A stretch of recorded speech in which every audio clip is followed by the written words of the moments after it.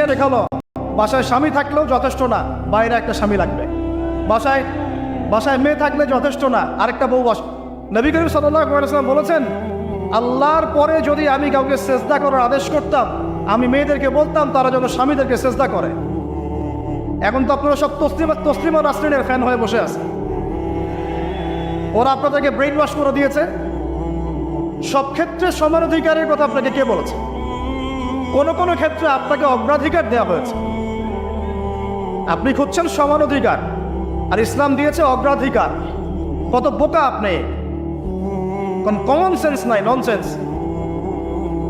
বাসায় ঘরে ঘরে প্রবলেমসগুলো চলতেছে, ঘরে ঘরে।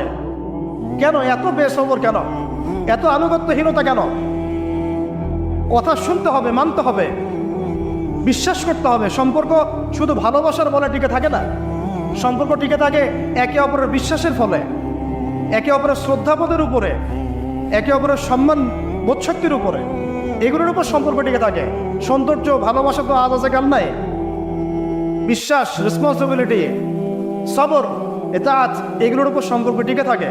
তখন ভালোবাসা এত লম্বা হয় যে দেখেন অনেক চাচা চাচিরা আছে এখনো, বৈবাহিক সম্পর্ক হয়তো 40 বছর, এখন পর্যন্ত কোনোদিন ঝগড়া লাগে নাই। এমনকি ওই চাচিকে আপনি বলেন যে বাসার থেকে অন্য জায়গায় থাকতে,